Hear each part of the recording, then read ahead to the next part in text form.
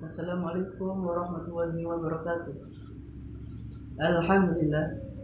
Alhamdulillahilladzi hadana li hada wa ma kunna linahtadiya laula an hadana Allah. Laqad ja'alna rasuluhu rabbuna bil haqq wa nuruhu antiltumul jannatu uristumuha bima kuntum ta'malun.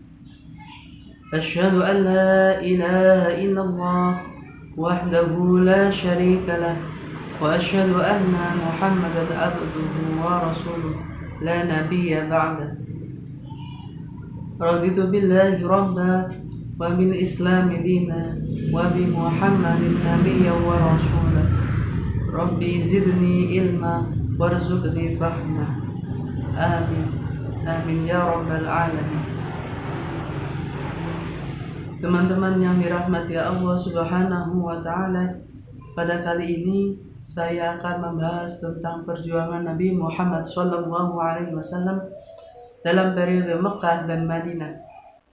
Sejak awal perkembangan Islam tumbuh dalam pergumulan dengan pemikiran dan peradaban umat manusia yang telah dilewatinya. Karena terlibat dalam proses dialektika yang di dalamnya terjadi pengambilan dan pemberian cikal bakal pertumbuhan dan pembentukan peradaban Islam, dibangun dengan pendidikan agama Islam sebagai dasar pembentukannya. Persoalan yang tak kalah seriusnya yaitu moral masyarakat jahiliyah yang pada saat itu masih buta akan sebuah kebenaran.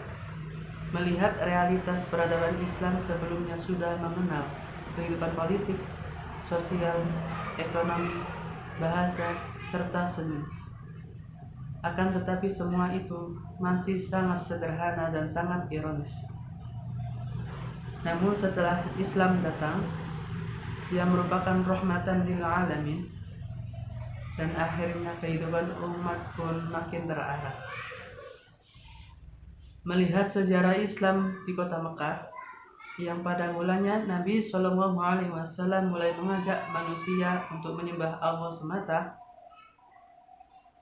akan tetapi dakwah tersebut dilakukan secara rahasia, guna menghindari tindakan buruk orang-orang Quraisy yang fanatik dengan keyakinannya. Orang-orang pertama yang masuk Islam pada waktu itu adalah Khadijah binti Khuwailid dan Ali bin Abi Thalib, Zaid bin Sarisah, mantan budak Rasulullah SAW, dan Abu Bakar bin Abi Quhafah, Utsman bin Affan, Zubair bin Awam, Abdurrahman bin Auf, dan Sa'ad bin Abi Waqqas. Mereka ini bertemu dengan Nabi Muhammad SAW secara rahasia. Apabila salah seorang dari antara mereka ini melaksanakan salah satu ibadah, mereka pergi ke lorong-lorong Mekah seraya bersembunyi di padangan orang-orang Quraisy. Dan ketika penganut Islam sudah mencapai lebih dari 30 lelaki wanita, Nabi Muhammad SAW memilih tempat dari salah seorang dari mereka, yaitu rumah Al-Arqam bin Abi Al-Arqam sebagai tempat pertemuan. Nabi Muhammad SAW diminta oleh Allah untuk menyampaikan dakwahnya secara terang-terangan, sebagaimana Allah berfirman dalam Quran surat Al-Hijr ayat 94. Bismillahirrahmanirrahim. Fasba' bima tu'maru wa'rid 'anil musyrikin.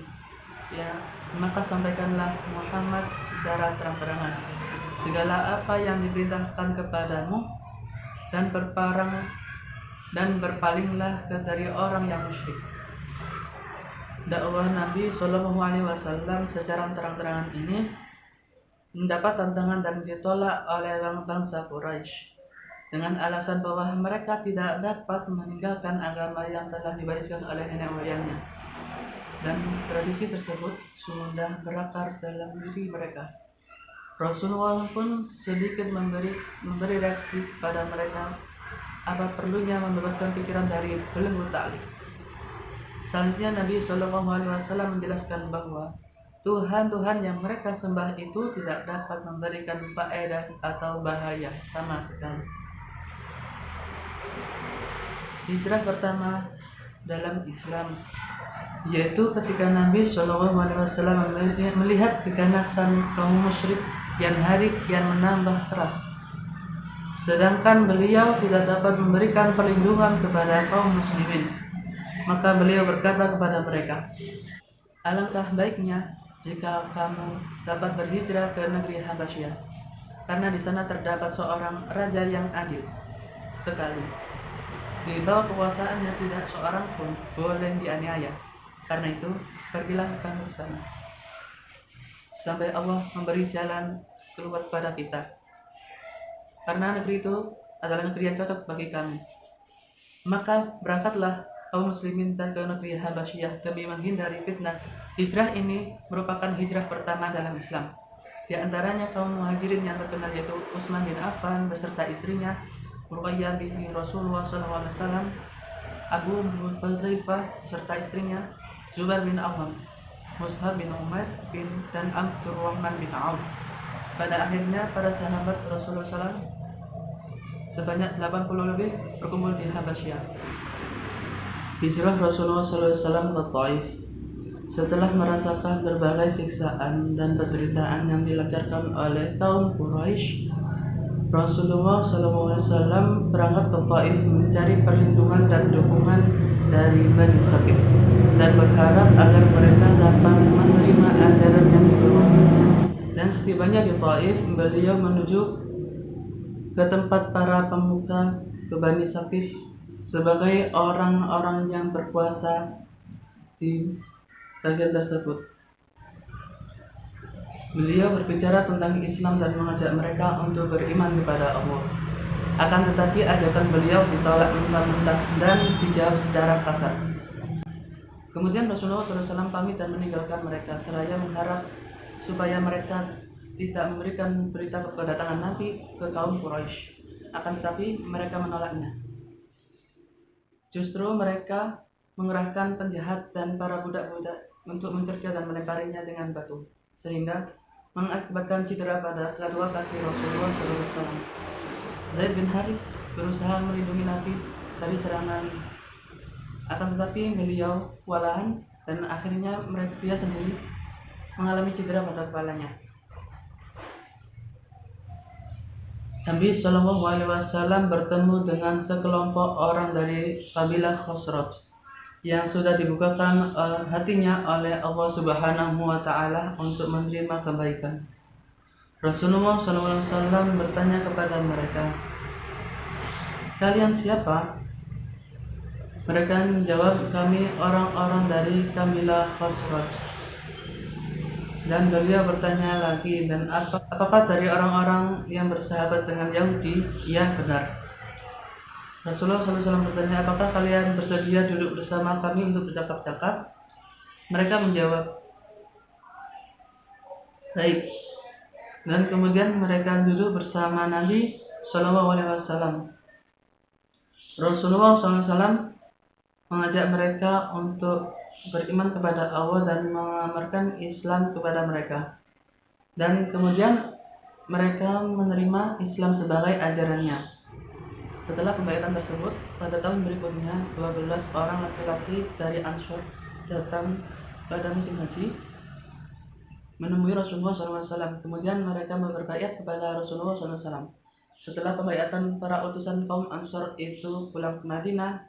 Bersama dengan mereka, Rasulullah SAW mengikut sertakan Mus'ab bin Umair untuk mengajarkan Al-Quran dan hukum-hukum agama kepada mereka. Mus'ab bin Umair adalah salah seorang sahabat muda Nabi SAW yang masuk sebelum hijrah. Ia adalah seorang pria tampan dan pintar, penuh dedikasi dan dermawan. Ia pernah ikut perang Badar bersama Rasulullah SAW dan perang Uhud. Dan pada akhirnya ia terbunuh sebagai syahid. Mus'ab bin Umair adalah orang pertama yang mengikuti sholat Jumat. Sejarah Islam di Madinah. Permusuhan dan penyiksaan kaum musyrik terhadap kaum muslim semakin gencar dan berat. Mereka menerima cacian dan siksaan yang sebelumnya tidak pernah ia alami, sehingga para sahabat membunuh kepada Rasulullah SAW. Dan permintaan ini dijawab oleh Rasulullah SAW, sesungguhnya aku pun sudah diberitahu bahwa tempat hijrah kalian adalah Yatsrib. Barang siapa yang mau keluar Mekah, maka hendaklah kalian pergi ke Yasrib. Setelah itu para sahabat Rasulullah SAW datang bergelombang ke Madinah. Mereka turun di rumah-rumah kaum Ansor mendapatkan tempat perlindungan. Kaum Quraisy mengetahui bahwa Rasulullah SAW telah memiliki pendukung dan sahabat dari luar Mekah. Mereka khawatir jangan-jangan Rasulullah SAW keluar Mekah kemudian membuat perkuatan di sana dan menyerang mereka. Maka diadakanlah pertemuan di Darun Nadwa, rumah Qusay bin Khailat, tempat kaum Quraisy memutuskan segala perkara. Untuk membahas apa yang harus dilakukan terhadap Rasulullah SAW, akhirnya diperoleh kata sepakat untuk mengambil seorang pemuda yang kuat dan perkasa dari setiap kabilah kafir Quraisy. Masing-masing dari pemuda itu diberikan sebilah pedang yang ampuh. Kemudian secara bersama-sama mereka membunuh Nabi Muhammad. Setelah ditentukan hari pelaksanaannya, malaikat Jibril alaihissalam datang kepada Rasulullah SAW memerintahkan untuk berhijrah dan melarangnya untuk tidur di tempat tidurnya pada malam itu. Kemudian Rasulullah SAW menemani Ali bin Abi Thalib dan memerintahkan untuk menunda keberangkatannya sehingga selesai mengembalikan barang-barang titipan setiap orang di Mekah yang merasa khawatir terhadap barang-barang miliknya yang berharga. Mereka selalu menitipkannya kepada Rasulullah SAW karena mereka mengetahui kejujuran dan kesetiaan beliau terhadap menjaga barang-barang amanah. Rencana keji orang kafir Quraisy diketahui oleh Nabi Muhammad SAW melalui firman Allah yang diturunkan ke malaikat Jibril alaihissalam. Nabi Muhammad SAW memilih saudaranya Ali untuk menggantikan tidur di atas dipan dengan mempertaruhkan hidupnya demi keselamatan Nabi SAW. Beliau pun berhijrah dari Mekah ke Madinah dalam kegelapan malam. Dan pada saat itu kaum kafir Quraisy telah berkumpul mengelilingi rumah Nabi Muhammad SAW dengan maksud ingin membunuhnya. Betapa berkejutnya mereka dapat mendapati Ali bin Abi Thalib di atas Nabi Muhammad SAW. Begitu mereka mengetahui hal tersebut, mereka memutuskan untuk mengejar Nabi SAW. Akan tetapi mereka tidak dapat menemui Nabi sehingga mereka kabur dan pulang dengan tangan hampa. Malaikat Jibril turun dengan membaca surat suci Al-Quran. Bismillahirrahmanirrahim. Wa minan nasi man yasri nafsahu ibtigha'a mardatillah wallahu ra'ufun bil 'ibad. Dan di antara manusia ada orang yang mengorbankan dirinya untuk mencari keridhaan Allah, dan Allah Maha Penyantun kepada hamba-hambanya.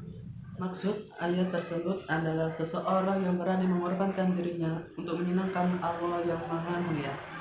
Ayat ini memuji perilaku Ali dan pengorbanannya. Saat Nabi Muhammad SAW tiba di Kuba, sebuah tempat yang dekat dengan kota Madinah, penduduk Madinah menyambut kedatangan Nabi SAW dengan sukacita. Nabi Muhammad SAW membangun masjid untuk menunaikan sholat dan melakukan dakwah-dakwahnya di Madinah. Nabi SAW turut menurunkan tangan untuk menyelesaikan pembangunan masjid tersebut. Setelah masjid itu rampung, Nabi Muhammad SAW melakukan sholat Jumat pertama kali dan diisi ceramah singkat oleh Rasulullah SAW tersebut.